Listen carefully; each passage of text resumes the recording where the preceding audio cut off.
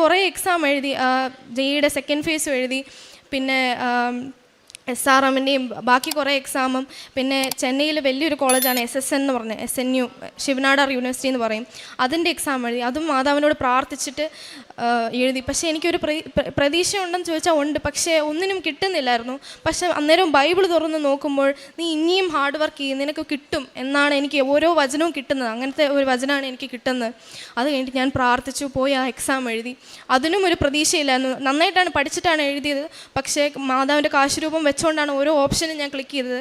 പക്ഷേ അതിൽ അത്ഭുതമായിട്ട് എനിക്ക് അതിൽ പാസ്സായി ഞാൻ ആ എക്സാമിൽ. പിന്നെ അടുത്തത് ഇൻ്റർവ്യൂ ആണ്. ഇൻ്റർവ്യൂവിൽ വെറും 1% ആണ്. എക്സാം എഴുതി ആ 1% മാത്രമേ ഇൻ്റർവ്യൂ കിട്ടിയുള്ളൂ.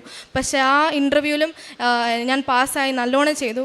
പക്ഷേ മൂന്നാമതൊരു സ്റ്റേജ് ഉണ്ട്, അതായത് 12th മാർക്ക് നോക്കുന്നതാണ് മൂന്നാമത്തെ സ്റ്റേജ്. പക്ഷേ ആ സ്റ്റേജിൽ എനിക്ക് 86 ഉണ്ടായിരുന്നുള്ളൂ 12th.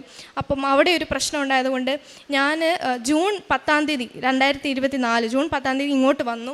എനിക്ക് ഭയങ്കര വിഷമമായിരുന്നു, കാരണം ഒരു കോളേജും കിട്ടുന്നില്ല. നമുക്ക് ഒരു വർഷം റിപ്പീറ്റ് ചെയ്യണമെന്ന് എല്ലാം ആലോചിച്ചുകൊണ്ടിരിക്കുകയായിരുന്നു. അപ്പം ഇവിടെ വന്ന് മാതാവിനോട് രാവിലെ ഒരു ഉച്ച നേരമായപ്പോഴാണ് വന്നത്. ഉച്ച തൊട്ട് വൈകുന്നേരം ഉണ്ടായിരുന്നു. അതുവരെ പൊട്ടിക്കരഞ്ഞ് ഞാൻ പ്രാർത്ഥിച്ചു, എന്നാ മാതാവേ, എല്ലാവർക്കും ഒരു കോളേജ് കിട്ടുന്നു, എനിക്ക് മാത്രം ഒന്നും കിട്ടുന്നില്ലല്ലോ മാതാവേ എന്ന് ഓർത്തിട്ട്. അന്ന് വൈകുന്നേരമാണ് ഈ SNUയുടെ ഇൻ്റർവ്യൂ കഴിഞ്ഞിട്ടുള്ള ആ 12th മാർക്ക് സ്റ്റേജിൻ്റെ റിസൾട്ട് വന്നത്. അപ്പോൾ കിട്ടിയില്ല എന്നറിഞ്ഞ് കാറിൽ ഫുൾ പൊട്ടിത്തെറിച്ച് ഞാൻ കരഞ്ഞു. പിന്നെ ഞാൻ വീട്ടിൽ പോയി കരഞ്ഞു, അമ്മയോട് ഞാൻ കരഞ്ഞു, അമ്മ എനിക്കൊന്നും കിട്ടത്തില്ല എന്നാണ് തോന്നുന്നതെന്ന് പറഞ്ഞ്.